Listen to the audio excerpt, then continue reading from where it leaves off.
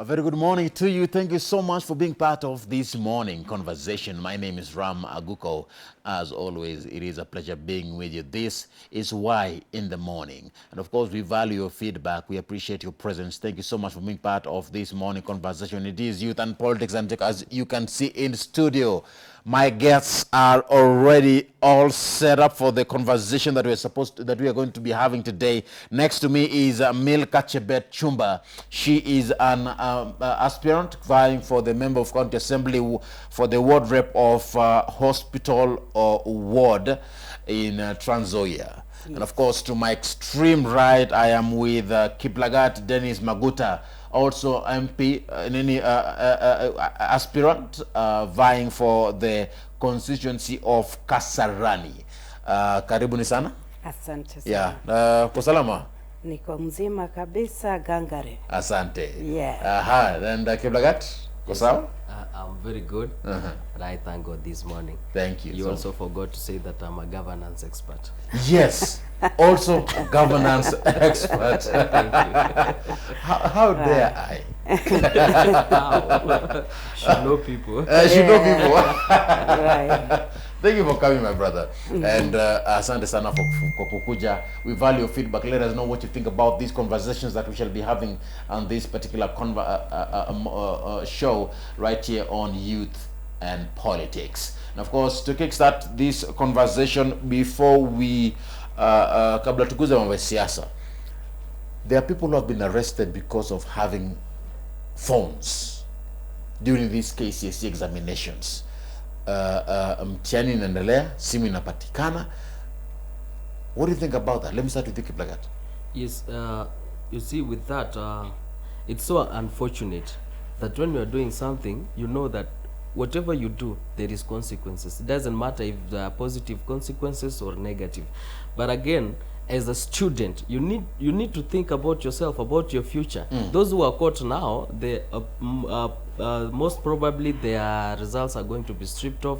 They are going again to repeat, and they might go to jail. You see, so before you do something like that, as for the students who are doing the same thing, they should think about their future, because this is now about their future. They are going outside there to meet life. So if you have learned for 4 years, you better even come out with your C+ or what, instead of trying to aim for that A that is very risky for your entire life. The DCI is really concerned, yes, that these examinations could be compromised because of the high level of cheating. And again, the schools are failing because they really need to take care of the students, because at the end of the day, they are still students, so they might lie to each other. Let's have phones, let's do this. So the schools that where the students were caught are failing, because their principals and the school management need to really put strict measures so that they can stop these students from entering with phones to exam room, because the moment they are caught with the DCI of the Ministry of Education, the case now leaves the school and goes to the Ministry of Education with the DCI. So the school need to protect their children. These are their children, just like the way the mother never denies his or her child wherever the child becomes a thief. So the school need to protect their children, need to make sure that their children don't have the phones. Quickly, Mauniako, about this particular issue. Yeah, I feel so sorry for the students who are caught with the phones during the examination. And I think it isn't a good thing, because as we mothers at home, we train our children to be faithful. Yeah. And also when they go to school, they need to have that stand. They need to know that from home I was told to be faithful in every little thing. So I feel so sorry for our children that have been caught right now with the phones. And I also wonder how that the kids were able to go to the room with their phones, because those days when we were doing our exams, we had to be inspected first before we go to the exam room. So that's the problem with the inspection. So I think it's because of the inspection. Yeah, I blame the people that are there for the kids, because they have to make sure that the kids are okay and they are set to do their exams. Yeah. And at the same time, I wonder, how do they get these leakages? Wanatoa busy. Unajua, they are outside there, and we have, just like the way potatoes, you can lack one rotten potato in a sack. The way in our community, you still have some rotten people. It's unfortunate, but it's good that we have seen them being arrested. Like yesterday, you saw those students from, I think they were another from Rongo University or something. So those are the rotten characters that are spoiling our children. Let's have the reality. We still have people that can still do some rotten behaviors, do something that is very questionable to the society. So still it might spread. So that's why I insist on having the school, the institution itself, really inspecting their children and making sure their children are safe from these rotten characters. You see, those who are supplying those leakages were from universities. So in fact, they don't have them, you see. So they are just lying to our students, and it's so unfortunate that our students are still naive.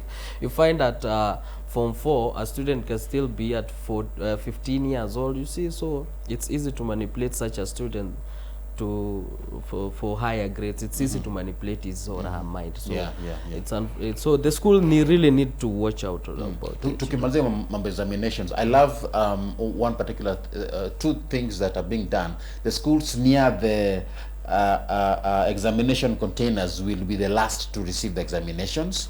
The CS of Education, Professor Magoa, said so. And also, instead of schools getting their papers at 6, being opened, it's going to be open at 6:30, so that there is the interaction between the examination papers and those for handling is reduced. Do you think that this idea will it help? I don't think that is going to help, because still, if they have that time, that duration of time of half an hour, and yet they don't inspect the kids when they are going in, that's not going to help. Wow. Yeah. So I'm still standing there that they need to be inspected. Yeah, because if they open the exams right there, and the kids are already in class, they are waiting for their papers, it won't make any difference. But I think that's strategic, just to reduce the time of interaction and the spread of the same paper. You see, when the paper is opened, you don't know who might leak out the questions to the nation. So at least giving that little time between the commence of the examination and before, at least that at least works. It's a good strategy. But I think for me, this leakage is done even before they take the papers to the schools. That's my thought. Because for real, how do they just open the papers and the policemen are there and they take it straight to the classes, and yet the leakage will still be there? They don't have that time. So for me, I think they do it before it gets there. Before it gets there. Yeah. Of course, let us know what you think about this particular issue here. The hashtag is Y in the Morning at Ram Aguko and at Y254 channel. What do you think about these issues that are making headlines on this particular Monday morning? Let's move quickly. This week, we are expecting to see mass defections this week, beginning today, because of the deadline that are set, because those who are shifting from any party, from one party to another, have only 5 days to the deadline. And after that, no shifting. And of course, after that, the registrar, that is Ann Nderitu, has given the directive that the date was arrived after the interpretation of both the Elections Act and the Political Parties Act. And of course, according to the once the list has been handed over to her, they are going to take it to IEBC a bit later on. But in regards to those who are vying as candidates, as independent, they have until May to be able to settle on their mind. But still, this is a deadline. We have 5 weeks. Unona, what are your expectations? Are you going to see many leaving political parties this week by Saturday? For me, because I did my registration long time ago. And I think people that are serious to vie for these positions have already submitted their paperwork.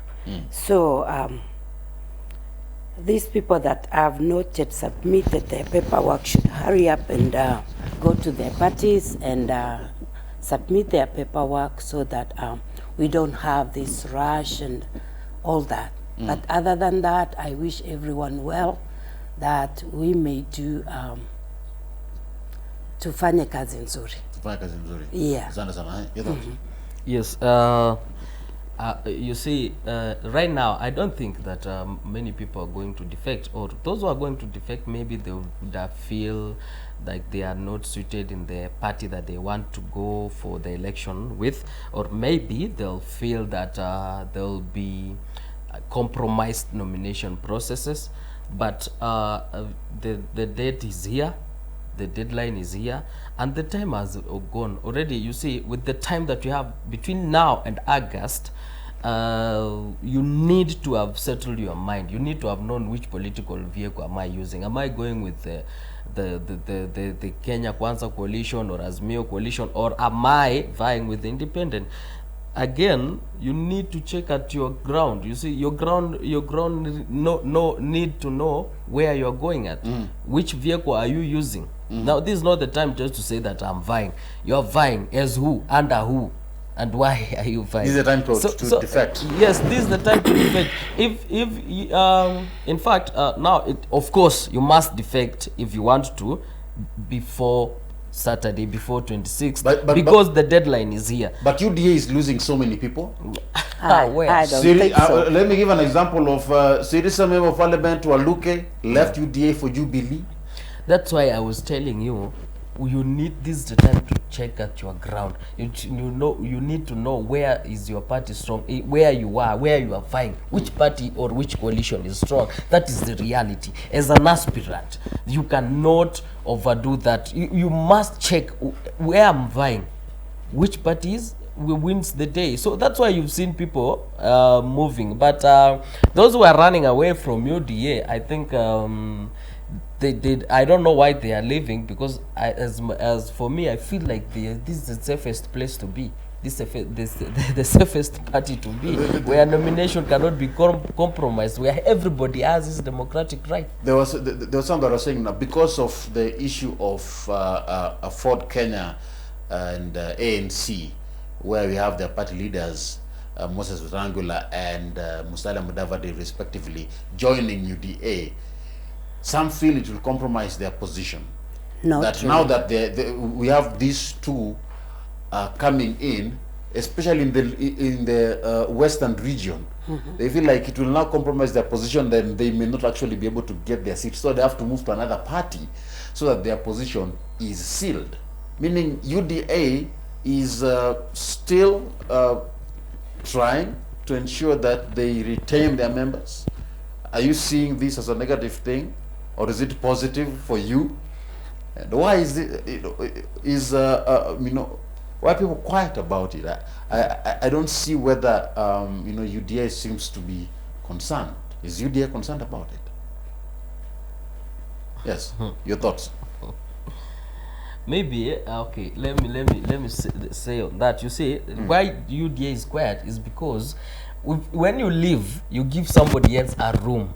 The UDA party is quiet because they know their strength, and as you know, this is a party that is almost one and some few months old years. So when you feel like, some people might feel because this party is new in this area as an individual, but this is not as a party, as an individual, because this party is new, I'd like to move out to another party. Maybe my position might be compromised. But Musalia Mudavadi and Moses Wetangula were not foolish to move to Kenya Kwanza coalition. They knew that this is the winning team, this is the winning party. And you see, as the CEO of their parties, they knew that what is best for their party. This is like their company. This is their home. So they knew this my home. I'm taking my home to this place so that it can nourish. So I want to tell you that in the western part, UDA has really picked, and it is picking well. the person that left, like Waluke now, you see, he has failed competition, really hard competition. That's why he feels like he want to hide his mischief and his failure and his future failures by running away from the party, so that he could say, you see, if I didn't run away, I could have won. You see, so I am telling you the truth. In Western region, UDA is speaking well. You've seen recent campaigns where our patron, the party leader of UDA, being, leave alone that. Remember when he was away, he was at abroad. The Dismas Barasa pulled a very huge crowd. Yeah, so it means that this party is really picking up well, and is good for the day. But as an individual, if you feel pressed, if you feel, you see there is competition apart from the party pushing you, you still as an individual, there is competition. Maybe you feel that others feel like they have failed, and most of them who are running away are the failures. They cannot bring the numbers. They cannot bring the numbers. So if they go, it's well and good. UDA has no problem. In fact, they were collateral to UDA. So when you leave, you're giving. Yes, your thoughts? Yeah, I think many people are running away because of the competition. You know, in UDA, people have loved the party, and there are so many aspirants right there, and we have competitors. And I think he weighed himself and he saw that, oh, I'm not gonna make it. But for me, I feel so good that we have about 10 aspirants, and the winning team will take the day. So 10 aspirants in your ward? Yes. Okay. Yeah, and I'm happy for that. You guys are not going to like competition. Hautatoka UDA, you will not move to another. Sitoki UDA, hapo ndio ninasimama mpaka mwisho. Kwa sababu ninasikia kwamba hiyo chama ni chama ambayo itakuwa na free and fair elections. Kila mtu, kama mimi ni mama mboga, na nitapewa nafasi yangu kama mama mboga, na nitaenda kuuza sera zangu pale, wamama wasikie, na vile wamesema ya kwamba hii ni bottom up, tunaanzia chini tukienda juu. Na kweli tumepewa nafasi kwa chama cha UDA. Hata sisi wa mama mboga tunaweza kwenda pale nje tukauza sera zetu, na wamama pia wakaweza kuinuliwa. So mimi ninasikia I'm proud kukua kwa hii chama na sibanduki. Banduki. Yeah. Wewe utoki. Leave alone kutoka UDA, but I won't leave the winning team, that is Kenya Kwanza. So even if anything happens in nomination, I won't leave the winning team, Kenya Kwanza, enjoying at the losing team, that is Azimio. Right. So again, you need, as you plan today, you plan even tomorrow. Even as you plan tomorrow, you plan 10 years to come. As you plan today, your life. Ram, as when you are when you are looking for your spouse, you're looking for her to marry her for the future of your children. So now we came together as Kenya Kwanza for the future of the nation and the future of you as an individual. So listen, I'm not going to leave Kenya Kwanza, because even after this campaign period, there is now life after election. So we need to be in the government to work for the people in various posts, even those who will not win. That's why people are not advised to leave UDA or Kenya Kwanza coalition, because this is the winning team. You will be running the government together. Now let me look at UDA. The future of UDA. Yes. The Mathira Member of Parliament, Honorable Rigathi Gachagua, he has said that he wants Ndindi Nyoro, Member of Parliament, to vie for, actually not to vie, but to be put as the running mate of the Deputy President William Ruto. Inawezekana ama haiwezekani? Kwa upande wangu mimi naona Honorable Ndindi Nyoro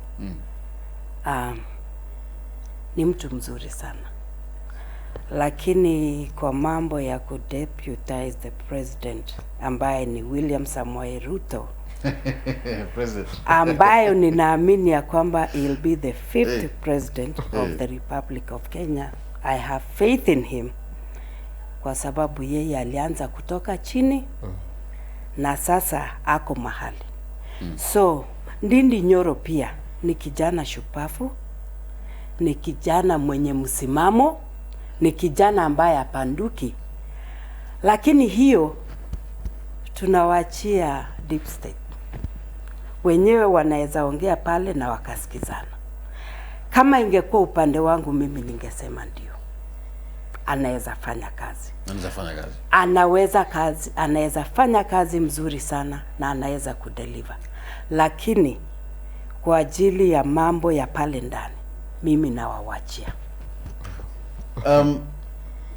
Gachagua said this and I quote, when a tree falls, it gives out sprouts, and Ndindi Nyoro is one of them who we are looking up to. He continued and said, give us this man to go and help Ruto garner votes to be able to win the election and form the next government. Yes, Rigathi Gachagua is a member of parliament of Mathera, but then again is also a citizen and is a supporter of Kenya Kwanza. As just like me, I can give opinion of who should deputize the deputy president now, William Samoei Ruto. As you've heard from my colleague, Ndindi Nyoro can as well work perfectly as a deputy president of Kenya in the next government. But then again, we still have Musalia Mudavadi, we still have the same Rigathi Gachagua and many other people. And for the deputy position, there are many things to consider. To consider the number of votes that you might bring, how it would affect the entire nation. There are many things because, for example, deputy president automatically cannot choose a Kalenjin to be his running mate. So they might again consider giving that position to the women, so that to gender balance. Sure. So I would like to say this. Those were just opinion of the regarding member of parliament, and he didn't say it under the capacity of the Kenya Kwanza coalition. When we will start talking about the deputy and analyzing the deputy of the William Samoei Ruto, when they will sit down in a press conference and say that we as Kenya Kwanza, remember Kenya Kwanza is large. We have Ford Kenya, we have UDA, we have Jibebe, we have CCK, we have a lot of parties inside there.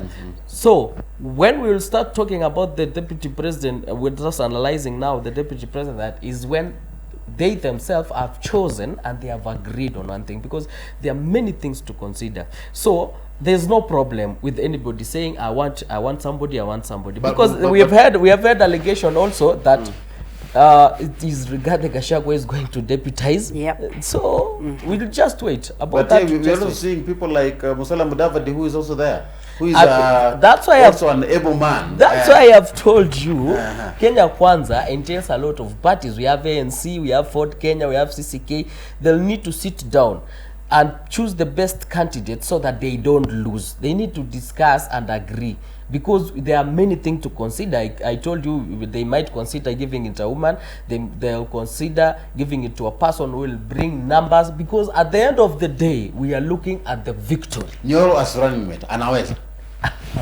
Nyoro as running mate. Okay, you've pinned me to that, but I like to say Ndindi Nyoro is a very good young politician, very energetic. Yeye mwenyewe kulingana na mimi anaweza, lakini siwezi sema kwamba apewe hiyo deputy president kabla yeye mwenyewe ajaitisha running mate. Yes, running mate kabla yeye mwenyewe ajaitisha. Inaweza kuwa kulingana na mimi kumwangalia tu naona kuwa anaweza, lakini yeye ndani yake is not ready for that.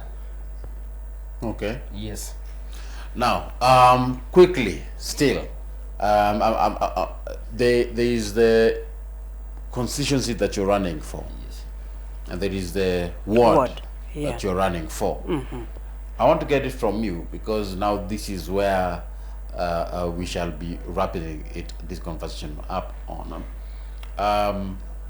you believe that you've got what it takes to take your ward to the next level, kuwakilisha watu wale mama mboga na hustlers ambao mko nao pale kwenye ward. Why do you believe that? And if you may also, as you are answering that particular question, also let us know the plan you've got for the youth. Yeah, I feel like I am the right candidate for the hospital ward because of my qualities. Which are? Kitu ya kwanza, kulingana na chama chetu cha UDA ambayo narrative yao ni bottom up economy. Mimi mwenyewe kama mama mboga niko gangare na niko tayari kufanyia watu kazi. Na unajua kawaida kwa familia, mama ndio utu wa mgongo wa familia. Wakati mama yuko nyumbani, kila mtu anashiba. Baba anashiba, watoto wanashiba, vijana wa kazi wanashiba, na hata huko umbwa huko nje na paka wanashiba.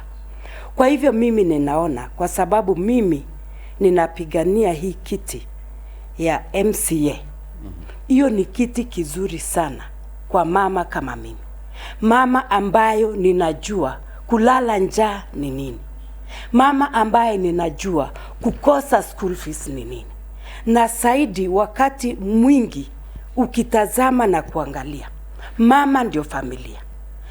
Wakati mambo imekuwa moto sana kwa familia, mzee anaweza akatoroka kaenda, lakini mama atasimama pale. Lakini unajua kuna wengine ambao pia wako hapo kwenye ward rep wenye wanavai pamoja na wewe, ambao pia wanaweza sema the same thing unasema, kwamba mimi mama hawezi kubali mtu alale njaa. Yeah. Kuna mama wengine pia ambao wako hapo. Right. Lakini mbona wewe? Mimi ni mchapa kazi. Na watu wa hiyo hospital ward wananijua kama mama mchapa kazi. Kazi ni kazi. Mimi ninafanya kazi, mama mboga, na kazi ni kazi. Na ninajua, naamini ya kwamba hawa wakinipa hii chance niwafanyie kazi, I'm really gonna deliver. Now, what about the youth? Youth niko na mpango mzuri sana. Kwanza youth ndio wamenifanya niingie kwa siasa. Kwa sababu mimi ni mama ya watoto. Mimi ni mama ya watoto 7. Watoto wangu vijana, ambaye niko na vijana 3. Hawa vijana wameendesha bodaboda. Mimi ninajua uchungu ya mtoto kuamka asubuhi na kwenda kuendesha hiyo bodaboda. Na wakati wanapoendesha hiyo bodaboda sio yao. Wamepewa. Kuna mdosi wao ambaye amewapatia hiyo bodaboda. So mimi nina mpango sana na hawa watu wa bodaboda. Kwa sababu hawa watu wa bodaboda wanakaa kwa jua the whole day. Hawa vijana wa bodaboda wanahitaji, kuna wengine ambaye wana wake na watoto. Na saa zingine wanakaa pale na hawapati pesa ya kutosha. Jioni wanahitaji kupeleka pesa kwa yule mdosi wake. Huku amechukua hii pikipiki na loan. Na loan hiyo wamepewa interest iko juu. So mimi ninataka ninapoingia pale nione vijana ya kwamba hata kama watapewa hizi mapikipiki na loan, interest iwe chini. Na mimi kama mama yao nitaangalia vile nitawasaidia. Kama nitaweza kuchukua kama 5%, ninawasaidia nayo waweze kujisaidia. Na pia nina mpango ya kuwajengea shed. Ninawajengea shed ili jua isiwapige. Mvua inaponyesha wanakuwa hapo kwa mvua, hakuna mahali wanaweza kujikinga. So mimi ninataka kufanyia vijana kazi. Ninataka vijana wa feel at home. At least wawe na mtu wa kukimbilia na kuongea. And these are some of the things that we are going to be talking about even in the future.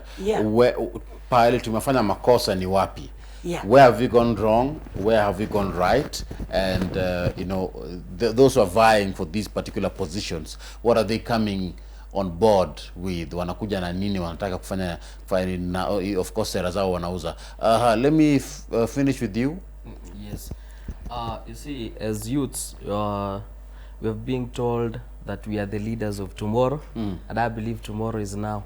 Tomorrow is today. We are here because we cannot wait until we are 70 so that we start vying for positions. And there is the time for change. Ikifika, you cannot stop it. And I believe this is the time for change, even starting from the national level. This is the time for change. We need energetic leaders and intelligent leaders. Now within and 20 then, seconds, I want yes. to give you time also. Sorry to interrupt, but give me time. I want to give you time within 20 seconds. Tell us why you for Kasarani. And that's why I was coming down. As also I said, at the national level, we need strong and energetic youths. We come now down to Kasarani. We've seen for the past 4 years, we've gone really down on the times of social amenities. And especially, let me touch for the youth first before even I touch for the others. We have a lot of talent, raw talent, lying in Kasarani. They cannot be exposed because of the lack of support. Me and my team, we are going to start working with the talents within the Kasarani. And before we go to the, we finish the season, 4 years or 5 years, as when we'll be leading, we'll make sure that the social amenities are again reborn in Kasarani, because we have poor drainage system, we have problems of water and security. Right. So I would like to say this: we the youths, or I, the youth, have the capability and the ability to tackle responsibility. We only need opportunity. And this is the time I'm asking the youths that tushikane mkono. Kwa maana keki sasa itakuwa inakatwa, sisi tukingoja nje. Twende ndani na sisi tukate keki ambayo ile inatutosha, ndio tuweze kujigawia. Hatutangoja tena tupangwe. Wacha sasa sisi tuwe pamoja na ile kamati ya kupangana. Lakini yule ambaye alipika keki ndio pia anaweza sema keki inafaa ikatwe yani. Hapana, keki ni yetu wote. So sisi kama watu wa Kasarani, the keki ambayo inatoka National Treasury ni yetu wote, na inahitaji kutufikia na kufanya kazi vilivyo kwenye ground. So ndio ifike pale kwa ground, tunahitaji mtu ambaye ameadilika na mtu ambaye anafikiria watu wake pale chini kwa ground. Na huyo mtu is none other than Dennis Kiplangat Maguta, sema fire. Fire. Fire. Na mimi nasema vijana power. Power. Yeah. Vijana power. Yeah. Thank you so much. Because of time, we cannot be able to continue, but I wish you guys the best. Thank you. I will also host you again and again. Mtakuja tena. But thank you so much for coming. Thank you so much. Asante sana. All right. The hashtag is Y in the morning. As always, that is the best place to be. Right here on Y in the morning. At Ram Maguko and at Y254 channel is where you can be able to engage with us. Keep talking to us. Let us know where you're watching us from. And of course, we shall sample your feedback a bit later on during this conversation. We're taking a break. We'll be back in a bit. Remember, we still have another conversation coming your way.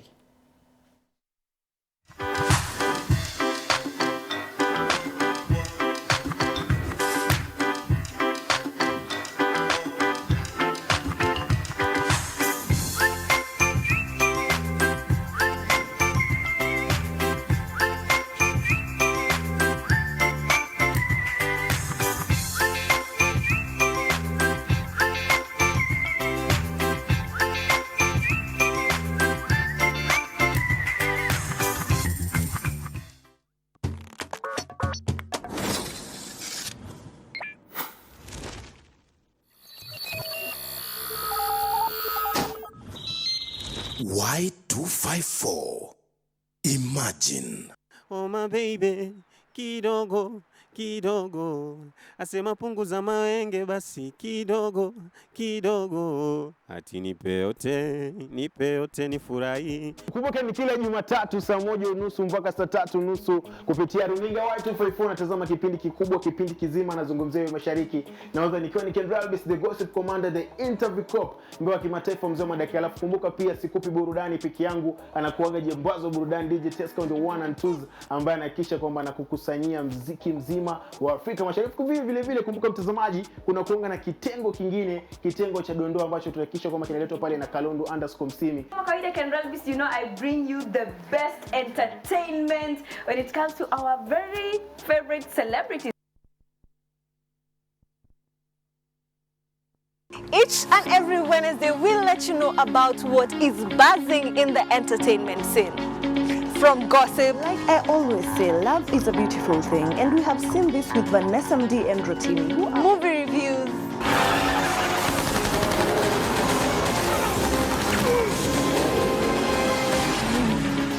events roundup,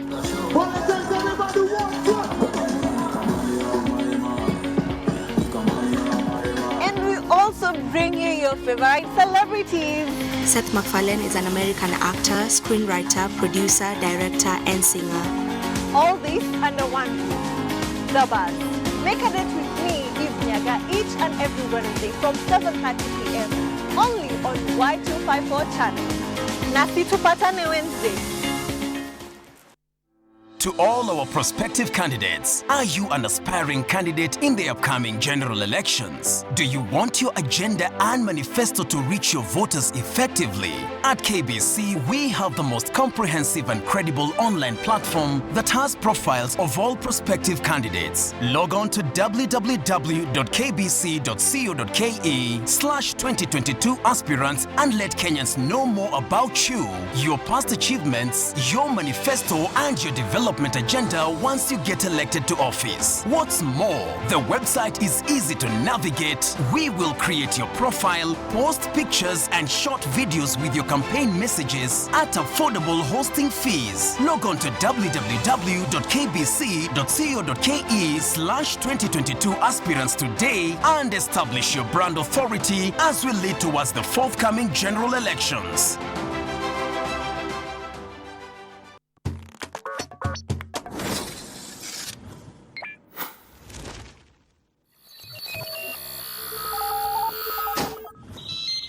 Y254 Imagine.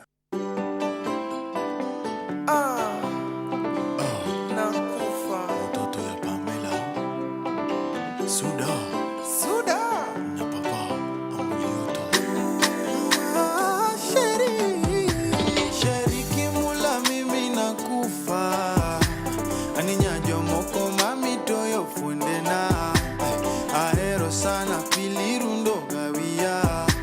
Nyatijo moka diri laloga pacha. Jodonga dengo tika yudo konyruok na. Aniwe ya uru monda sunge jabata. Ukomtomola toti unanimalisa.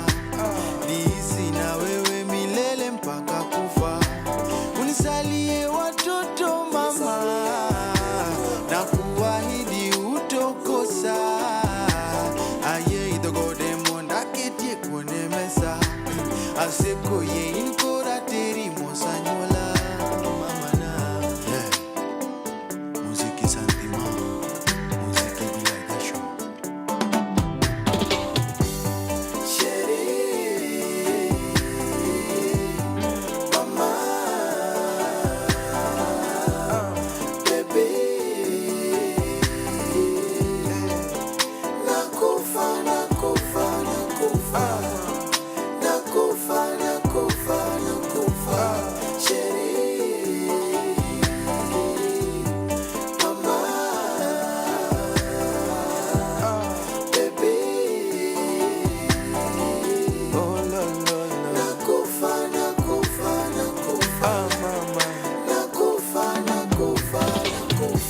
Mama sheri, usiniache nitakufa.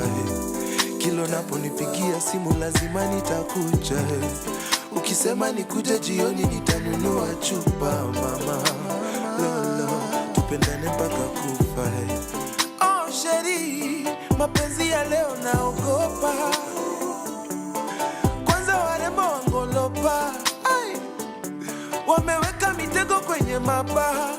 Ulo, ila ukinitega sitakata.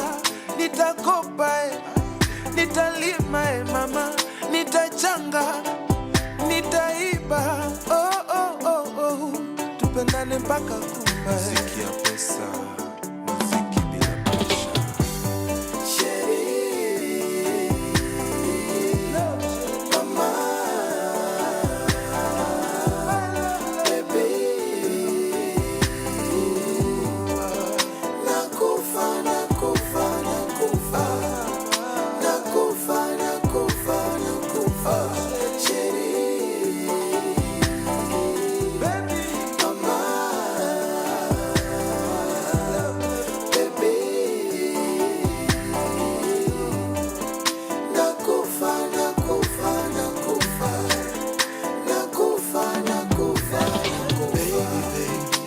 Nishaachana na mafomu za shura babe, hata nafula namba yake nimefuta na kuwashua. Usiku silali, naona sura yako mrembo, daily natamani kwako ningekuwa visible. Nateswa na rada kila nikikuona na huyu jamaa. Kweli mama, unanifaa waniwa. How do I live without you, baby? Nenya ube manje, nipeleke eregi kwa mama, nimweleze na baba. Girl, I need you in my life, now we. When I see you holding hands, kama mwezi usiku, baby you know you're the one. Baby you're the one. Without you I can die. Baby, nakufa, nakufa, baby, nakufa, nakufa, nakufa. Baby, nakuhitaji, mama. Without you siwezi, baby. Nakufa, nakufa, baby, nakufa, nakufa, nakufa.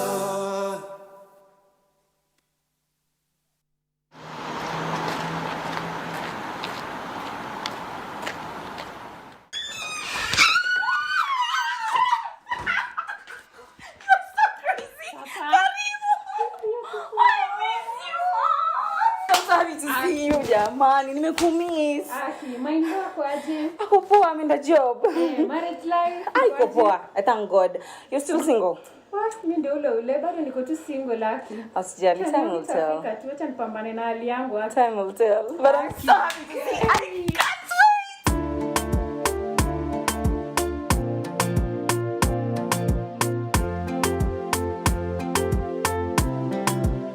Vicky Bande. Kunguru ataka lisho nyumbani atoka. Katili huna nafsi, huna huruma. Hata kwa ushahidi macho nilifumba. Sikutaka kwa mimi niliogopa itaniuma. Kwamba msaliti wewe kwa tamaa za muda mfupi, zibari umelitosa. Kawekeza muda mwingi, kumbe bure najichosha. Je, wewe tulojenga kwa juhudi umepomoa.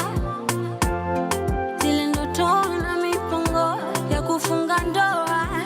Jera, subiri lipone, bado naliuguza. Jera, natamani ukome, nipe likizo mwenzio. Jera, subiri lipone, bado naliuguza. Jera, natamani ukome, nipe likizo mwenzio.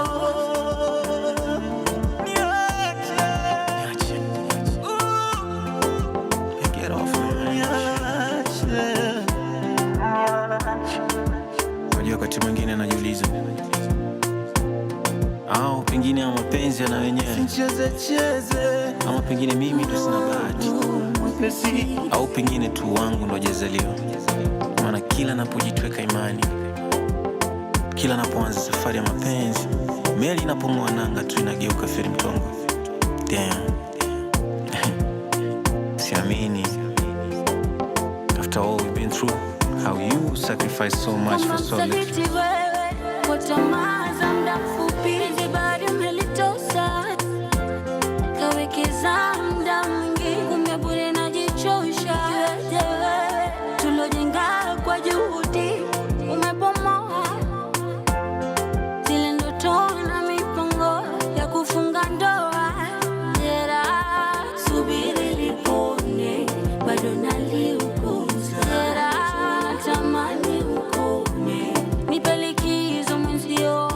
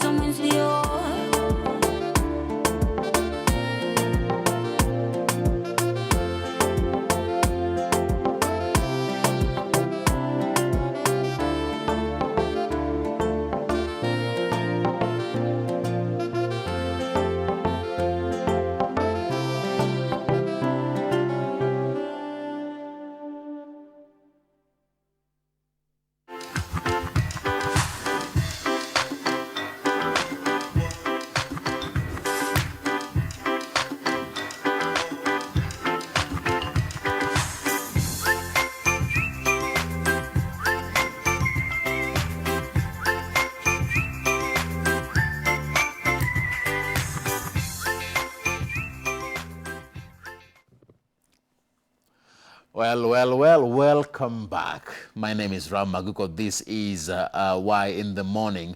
Remember, we're coming to you live from the broadcasting house here in Nairobi, Kenya, streaming live through our website. That's at www.kbc.co.ke/Y254. Engage with us. We value your feedback. I shall be giving you our handles in a bit. But in this particular Monday conversation, today we want to talk about art, and specifically, as you can see there, right there on your screen, as we talk about art, we want to talk about how art can be used to, pass a message, the art of wordings. How can we pass a message through poetry? All right, the art of words, poetry. Today is World Poets Day, and of course, to commemorate this particular occasion on World Poetry Day, we have posted a question on our social media handle, and that is on Facebook, where tumekuuliza ni mistari gani ambayo imewahi kukuvuruta sana. Head over to our Facebook page pale, tunasema mistari gani ushaitupiwa au kutupa. Okay, hadi wewe mwenyewe ukabambika ukasema that's nice. Ni mistari gani? What are those words of poetry that have attracted you? Maybe you've said to somebody, or so somebody has said to you. Go to our Facebook page, ensure that you like the page, follow us on our Facebook page there, and drop a comment on that comment section. I shall sample your feedback in a few minutes during this particular conversation. But ladies and gentlemen, today in this conversation, the hashtag is Y in the Morning at Ram Maguko, and at Y254 channel is where you can be able to find us. At Steph, that is my colleague's handle, is where you can be able to find us. At Steph Ayeta is her handle. And of course, to help us in this conversation, ni nao wanawake, ladies, the queens, joining me today. Karibu sana. Thank you. Next to me is Devlin Keremi. Yeah. Thank you so much, Devlin, for coming. Thank you. And of course, Steph is joining me in this conversation. Steph, thank you so much. Thank you. Yeah, so, ladies, nyinyi ndo mnaambiwa. But I'm told also ladies also say the words. Well, yeah, we do. Yeah. Yes. A lady can also choose to text a guy and say something on be, you know what? You're the most handsome creature I've ever seen. Oh. You know, you're my moon and my sun. Yeah, Poetry. But you know, it's not quite common with ladies as much as, you know, we are the gender that receives a lot, like most of the times, yeah. But once in a while, it's healthy to, you know, it's healthy. share the love. Yeah. Now, but before that, let's talk about on the men's side. Devlin, let me start with you. What are some of those, words that somebody has spoken to you, if somebody has ever spoken to you, and you kumbuka unasema yenyewe huyu jamaa alikuwa na mistari?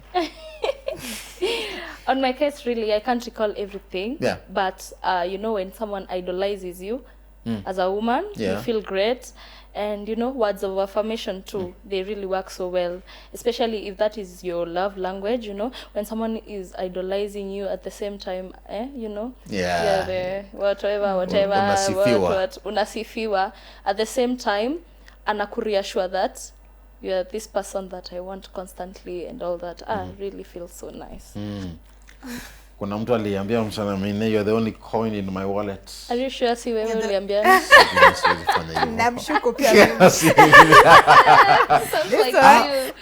My game. Yeah. Iko hivi. Tell us about it. Give us something. Alikata asubuhi kutupatia form. Yeah, so nilisema siezi. There is somebody, let me touch on Facebook. There's this guy, nilisoma nikacheka.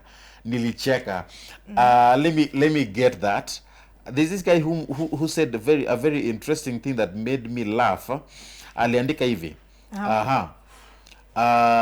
This is Eric Ngenye. There are two guys. Eric Ngenye said, I think you're tired because you have been running through my mind the whole day. Woo! Oh, okay. That's a good one. Wow. Well. The ladies are impressed. That might just work. The ladies are impressed. John Dizzy Black anasema, I regret about your past and I apologize that I never came first. I promise I'll be the last person I want I want to date. Alright. Sounds like a very Ndakuroga nice poem. uguo. Sio ameandika nini ndirona hiyo sasa ameingia kwa kiduka Yeah, but I regret about your past, and I apologize that I never came first. Oh goodness. Well, that's Smooth. a good one. You came too late, so you're here Yeah. now. Wewe ulisema mstari gani umeambiwa?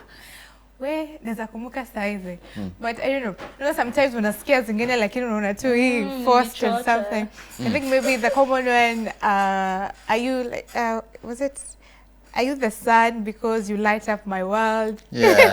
I think I've been told that. You've been told that? At some point in high school, though, is okay, you know, when you go to the function. So now, the one that made me blah. laugh was by Lenson KE. And I said, are you a driver? Because you drive me crazy. The way you say it, oh my God. I mean, look at you saying it with You that put it punch. out so Yeah, well. because I am a poet.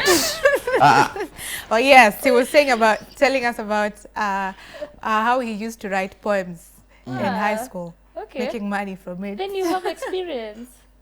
In this what? thing. In poetry. No, when it comes to mistari, hizo mistari, yes, hata mimi pia nimewahi tumia. Yeah, there is I Which ones? Siwezi kumbuka. Money zile za fish. Siwezi It was kumbuka. your era. During my The era. only lake, the only fish in the lake. Victoria. That What was do you your mean? era. What do you mean my era? Anakuzeesha. My era. Yeah, Oh my when you goodness. were in high school, you can't be the same time nilikuwa high school. Yes, Sindio? yes. Sisi tulipata, like we were told, those people were saying, bet it was your time. Well, wahenga na wahenguzi. Nyinyi sasa. Yeah, the only fish in the lake, the only The coin only in what my in my wallet, githeri. the only kulikuwa na something in my wardrobe. See what's in my wardrobe. What? You know, the only beans in my githeri. Yeah. But when I was younger in high school, I used to make business. So what I would do is kulikuwa na hizo funky. So watu wamekuja shule yetu ama sisi tumeenda shule nyingine, but mostly watu wamekuja shule. So you know, school buses zimejaa mingi sana kwa field. So before that day, somebody would hire me, give me a 10 bob at least, depending on the workload. 10 shillings, I would draw on this plain paper. Yes. But not write for you, no. I'd put some space at the center for you to write your own words. But ukando at the top left corner, whichever corner, I would draw some cartoons. And then I would say something poetic on the cartoons. Okay. Yeah, so I'd make money through that. Funny thing, for me, I did calligraphy. The like the name of the guy, whatever's, yeah. Or you write like your letter, then I'm going to like write it in a better way. Oh, yeah, okay. and I also earned. Ah. Yeah. So I was the only one sleeping when I was in high school. Basi wasana wamesema nyinyi ndo mnatupiwa mamistari. So I don't think... Ukirudisha. Yeah. Yeah. When you write back, you have to also, you know, cheza kama bebe, you put in some lines there. Yeah, so we had our part. But then I wonder, do people mean what they say? Nowadays, people are so poetic. People say big things. It's like hard to tell. Yeah, matendo ni kidogo hivi. Maneno makubwa. Yeah, you know, we say actions speak louder than words. Yeah. So when you use too many words, but you know, they're all sweet, you know, sweet nothing. But and then they don't really add up. You know, so they become useless. But don't you think for a woman whose love language is words of affirmation, definitely she's going to fall for that? I feel like it really depends on someone, because if someone really wants to be affirmed through words, ukimwambia anything, she's going to feel nice about it. Yes, I agree, but okay, that will, you know, if you're wooing me, maybe if my love language is affirmation, then the gear box, but after that, then what, you know, because ladies You also want attention. Yeah. So you have to be there, you have to show me that you mean what you say. So at the end of the day, it doesn't stop at words. Today I'm with ladies on set, so I will try as much as possible to take notes. to you know, go with the flow. There are these things that ladies like doing. You know, when they meet each other, they, you know, wakikutana, hata si ati wamekaa 5 years bila kuonana. It's just a day and they're like, hey, tumekutana. So and now they start exchanging info. Yeah. What did he tell you? Maybe my guy told me this. What did your guy tell you? Yes. Valentine's came. Where were you taken? Where were you taken? So What from Valentine's, my guy did this. Akaniambia he on Valentine's Day. Do ladies exchange such kind of info? Of course they do. We do. Yeah. You do? Yeah, we do. But you know, we think as ladies we are very social, more than men. We share a lot with our, you know, our lady friends. So, and to some extent, that also brings pressure. If you're in a relationship, because you want to show that your man has also done something. Your man is romantic. You know, he tells me these words. He does this for me. So yes, we do share. and that is what brings me to wonder. Have you been in this particular position where your man has said something, or maybe somebody else that you know of, but the position is whereby your man has said something and your friend's man has said something, but you feel as if your man haitoshi mboga ya yule beshte yako, her man is even more romantic. Why am I relating to this? You can relate to it. Well, tell us, because I can't. No, it was not something big. It was like we saw a friend. The guy was apologizing to a friend in a very nice way. Then I'm like, hey, mi hata nikikosewa. And he was there with me, so tunasema nika like, oh, shaifanya hata hivi, and he's like, oh my God. You know, sometimes you want them to pick something from, you know. Now I have to make him see. Look at how other people are. Look at how people are being treated out here. Do you know the men who apologize with roses and chocolates? Exactly. Yeah, and wine. Oh my God. You write a letter, a sweet letter, you know, apologizing, and it comes with some flowers and chocolate. Every time. Wickedness. Unakuwa nakasika every time so you can get all those. Yeah. Alafu poems imeandikwa and they leave cards. The cards. The cards, yes. Even come with the roses and some chocolate. I wish I can read it. Yeah, I can't recall what's in there. It was so sweet. I once received a card. From a lady? Yes. Okay. Actually, I do receive from many ladies. Oh. Okay. But do you say? But do I say? She said me, see, I'm not beginning much. Tell us about some of the lines in those cards you received from ladies. No, it's about you. Who said? Tell us some of the you lines you used to. And those that you received. No, I can't remember. You see, my problem is I can't remember exactly the exact words. Yeah. But what I know is ladies are also romantic. Yeah. We are. I think for ladies we are more romantic, just because we want to give that energy so that we can receive it back. You feel me? Like, Leo, I'll bring you shoes so that next time it's my birthday, you'll remember that you need to up your game. But even if I forget, still okay. No, that is travel. As long as upate hiyo wine ulikuwa unataka. You need double standards. Double standards. But when I was receiving these cards, some cards come on your birthday, others come maybe somebody. Sijapokea Valentine's hapana. Really? No, nimewahi once. Yeah. And the futures anyway. I think I'm a special kind of a guy. Yeah. So I would get all these cards and you see one particular thing that that stood out with all these ladies is they did not type it. They wrote it. They wrote it. Yeah. So you can see this a blue pen ameandika hali ameweka jina lake hapo chini from blah blah blah. So XO. Yeah, and it made me realize that even though we talk about men being poetic, women can be poetic if they choose to. Ni venye mko na kichwa ngumu. Well, we were born like that.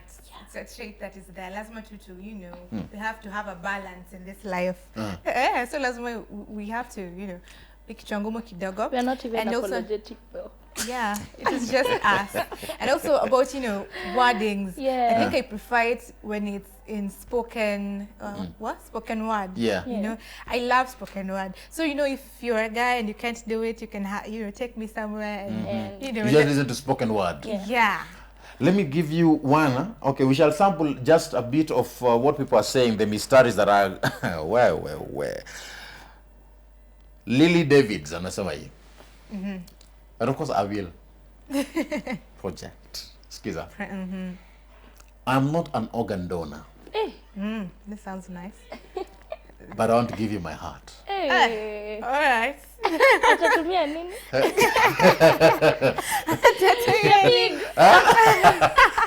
Well, all right. I'm not an organ donor, but I want to give you my Oh my heart. god. Hey, au ni wale wa But sasa ukiambiwa I will give hivyo. you the whole world. Wengine waishi wapi? Do ladies melt when they are told such things? Do you melt? When it comes from the right person, Yeah, you will. do melt. But when it comes from someone who you're not attracted to, it's just Yeah, words. it's just something It's that- just So tafadhali wanaume mjue hii. Mjue hii. If she does not like you, no matter what you say, Yeah, it doesn't get to her. yeah, it doesn't get it. Yeah. But when it's someone you know you You're like even or you love, interested. you're interested in, those words come in. Even if you're Yeah. lying, they just sink in. would would you be attracted to somebody who you're not attracted to first, but the more they keep talking and sending those words, it pulls you? For me, really, no. I think I have to be at least like you first. If I like you, it's so easy to let those words sink in. Yeah. Yeah. And it's the same Even for the me, cards, actually. when you read something and you melt, it has to be from the right person. Yeah. Yeah. They're from the right person. Yeah. So if a man says those sweet things, how should a lady respond when she's not interested? Well, thank you. Thank you. I appreciate. I appreciate you as a friend. You know. Yeah. And then Yeah. it becomes Ati, thank very you. clear. Thank you, because why should I lie? But some mimi Can't tajua aje reciprocate. whether your thank you is thank you ama No. Oh, thank you. That was so thoughtful. Thank you, friend. Yeah, when you put it with a friend. Oh, thank you, friend. Add the word friend. we're just I will- friend zoning you. We are just I will be highlighting that fair. area. But when if it's from someone you like, Hey. you will actually send a signal like, aya sikia hii This is sikia it. hii Deda Ndegwa anasema unaitwa Lulu Hassan because juu wewe ni mpenzi mtazamaji. Achie tu nani Rashida tumie. Waache.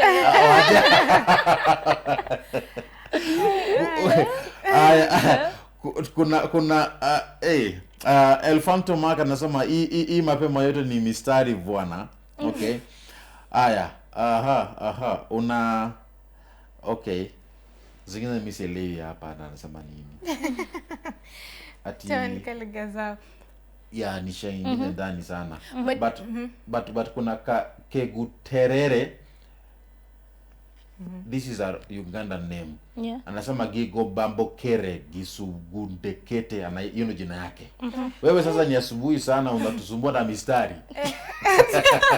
Surely. anarushanga Huyo saa si romantic ngapi? hata. Huyo hata. There are some men who are not interested in such poetry. It's not in them. That's where they go wrong. That's where they go wrong. Is it wrong if a man is not good in poetry? You should try. You don't have to Try, be try. perfect at it. You know, you can try. Google hata. At Google. Yeah, Google. Be creative. Yeah. Come how ways, You will not be the first poetic man. They have been there and they have these receipts online. Search, tell me I'll be okay. Yeah. What's the big deal Take it about from it? songs, do Yeah, something. songs. Kuna mtu just mwenye plain. I remember back then, okay, I don't know, I wrote on a letter this song.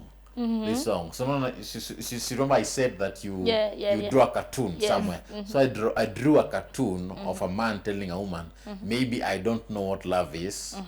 Maybe I'm a fool. But I know what I'm thinking. And it's all because of you. I call Alexa. Alexa, play me this song. Dedicks sweet. So men, if they cannot get the words, Yeah. what should they do? If you're Songs? not creative enough, Yes. use songs, use poems that have been there. You can Google. I think these things are all over. Because if that's what you feel, you're just expressing Yeah. it using someone else's word, but you know, Yeah. it tells what you feel, so Actually. it counts. Mm. It should count, yes. It should come. Yeah. But some find it hard. They feel, some men feel like it's you're being too weak. Yeah, that's there's you know, this that's notion the of They ukuna call it mama. simping. you know. But that is not simping. It's not simping, but that is, you know, toxic masculinity ile Yeah. wewe ni mwanaume unafanya aje hivi, Kwanza yani wakisikiza huyo na ni wao huko what women's America. conference maliwenda kudanganywa. Kwa sababu kuna many guys are even saying here that you know hadi uko na mistari na hauna pesa, hiyo ni kutupa masaa. Well, bitter truth. Bitter truth, ndio? Yeah. Mistari lakini hakuna pesa. Mistari, So there is no need. Chakula mistari. Hamwezi kula mistari, But it is a plus. It is a plus. It's something. It's Yani, something. kakitu tu, you're in the right direction. Especially the emotions that come with it, I think. So, yeah. All right. Now, let me read another one. Anasema, this is Ndegwa Saidi. Anasema hivi. Have you ever loved someone you wish they were the first one you see in the morning when you wake up, and the last one you see at night before you sleep? Have you ever loved someone to an extent that you feel that man is in love? Crying. That is poetry, well. That man is in love. That guy is in love. Yeah, That sounds like someone who's in love. Yeah. Kuna mingine hapa hivi. And now I want you to tell me what you think about this one specifically. Uni chokora mbinguni, that's the name. Yeah, where? Okay. Kenyans, you have names. Yeah. You have names. Anasema hivi. I like you beautiful. I like you, beautiful girl. Because for sure you look so pulchritudinous, silitanin, fetching, alluring, and exquisite to me. Whenever I see you, I see the reason of being in this earth. Kwa kweli, unang'aa kama mbalamwezi na kuvutia kama ua la waridi. I don't ever regret to be in love with you. Please, I beg you to give me the space in your heart so that I can occupy it, because I promise to love you the way I know love. I don't know why I want to say that is a man from the lakeside. Exactly what I was about to say. That must be a man from the lakeside. Ile jina ya kwanza ni pulchritudinous, scintillating. You just knew. Tell me you're Luo without saying it. That is it. Yeah, but they really know how to use their words with women.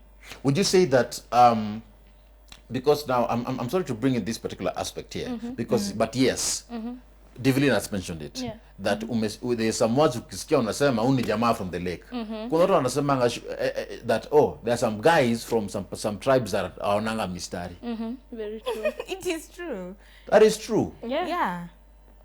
We get some guys that. But I thought mnasemanga we should not be tribal yao. No, it's not about being tribal. It's just how we know, like Luyas associated with food, Luos associated with being romantic. So who are the guys that are the best mysteries? Of course. Of course. Lexa. You know? We're not even No, yeah. At you. Yeah, well, it's the bitter truth again. Okay. Yeah, but we have others trying, you know. Yeah. Others try. Others try. Kama wengine ni nani? No. Well, we have to think about that. You have to think about it. We don't have really to say it, how to get. Tunaweza sema. All right. Sawa. Tuende ingine. This is Luya Seed. Anasema hivi. If my love were an ocean, there would be no more land. If my love was a desert, you would see only sand. If my love was a star, late at night, only light. And if my love could grow wings, I'd be soaring in flight. Hadi bado mimi ujiuliza nilifika nini nilifanya msichana mahali asilale. Well, that's quite the poem. Okay. That's a nice one. Not bad. Are you touched? Not really. Are you touched? I am. Same words. I'm a hard one to crack. Same words, different Pull up. receptions. Yep, yo Mr. Bado. A pull up. Bado hiyo ijanini. Now, which brings me to wonder. Some ladies are impressed with some stories, others are not. Of course. We are different human beings. Okay. Why so, and what should men do? Okay, let me get you straight first. Some ladies are impressed by some styles, meaning that I could like some styles and not like some. Yes.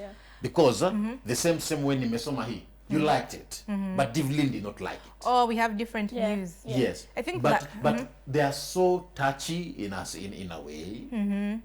So I think What it's gives? basically how we perceive it, because we are different. As much as we are all ladies, we have different ways of what is pleasing to us. So what may be pleasing to me is not pleasing to Evelyn, maybe because she'll feel that's fake, you know, but for me, I feel that's real, you know. Yeah, I think that's just for real.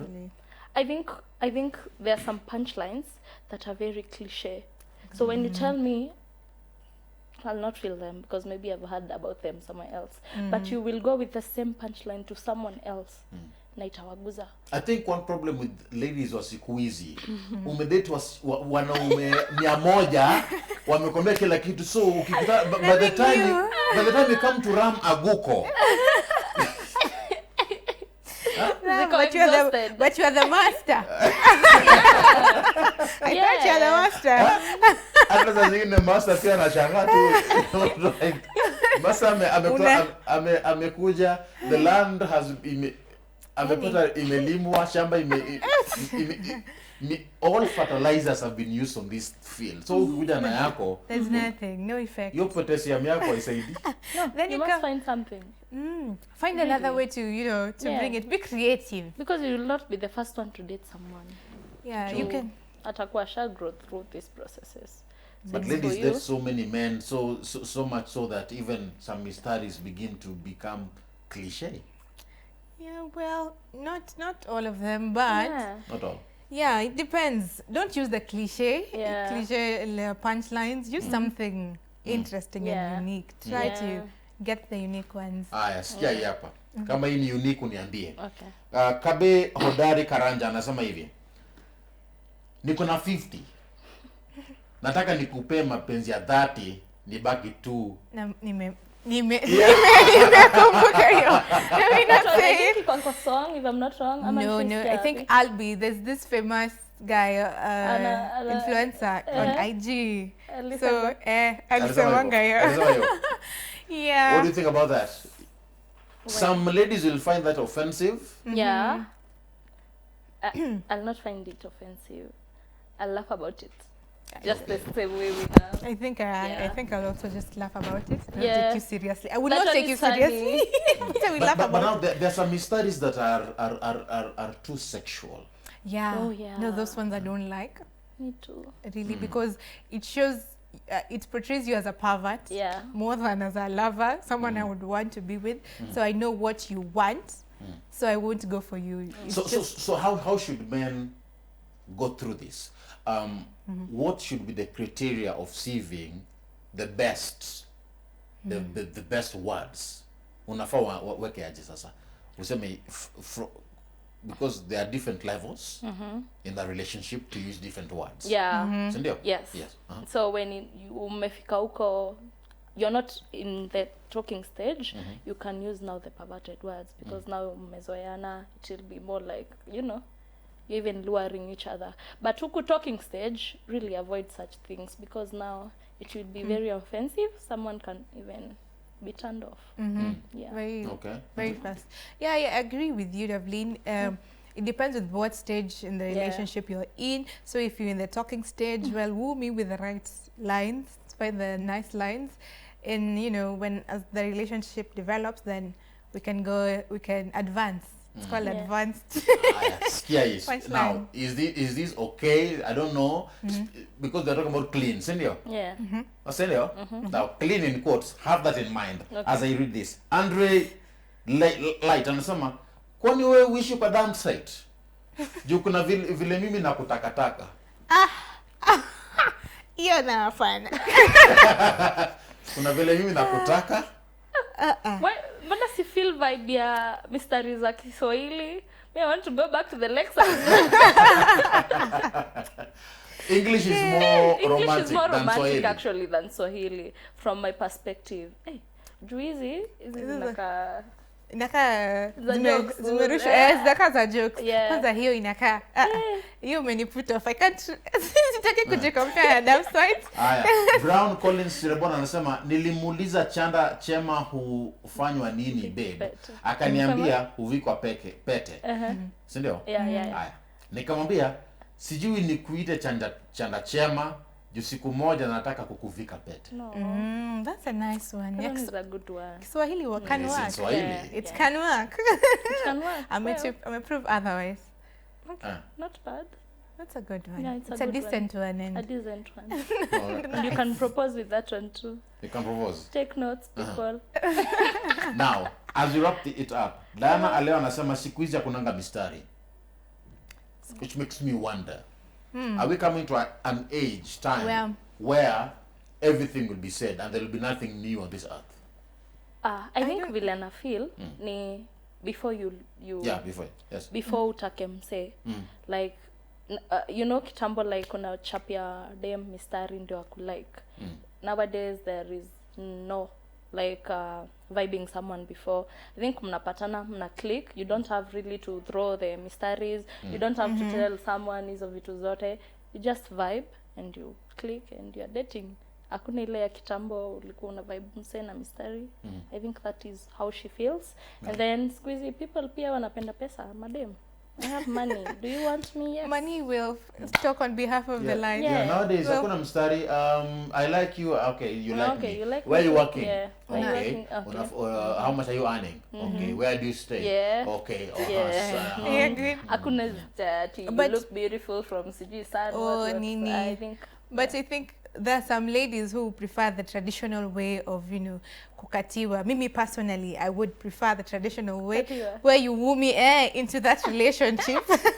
Because I'm not impressed by money. If you flaunt your money, it doesn't really speak volumes, really. Right. Actually. Now, quickly, still, do you think this traverses age? That even a 50-year-old anaweza tupiwa mstari pale? Well, yes. Try one. What I mean is no, you not try one.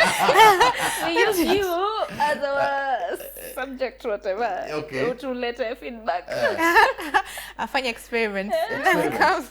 But I think they would be very, if you try that on a 50-year-old, they would be very flattered. Yeah. But, it's what a checker too. It's just a way to make them happy, but I don't think it'll work unless sponsor mwenye anayakona pesa nini. As we wrap it up, what do you think about the scenario where you received those mysteries on your phone and then your parent comes across them? See, it's okay. It's life. I'm growing, so it's fine. I think for me it's different. Yeah.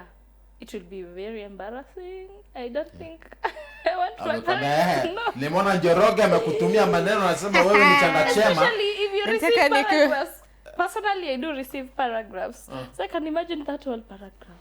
Then my mom comes across it. How embarrassing is that?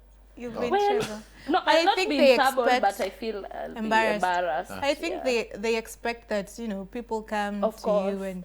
But yeah, so for me it's okay. Remember, time is not on our side. Okay. Well. So we have to end it there. But thanks so much, Devlin. Asante. We want to wrap it up right here on Why in the Morning. Maybe you can have a final word as we finish. Yes, so let's keep it Why in the Morning. It's been a great time for my first day in the morning. I'm enjoying it and the family is also amazing. So I'm looking forward to having more conversations in Why in the Morning. All right. Thank you so much and welcome to the team. Thank you. All right. And of course, my name is Ram Maguko. It has been a pleasure being with you today on this particular Monday morning. May God bless you. May God bless the work of your hands. Have a fantastic day.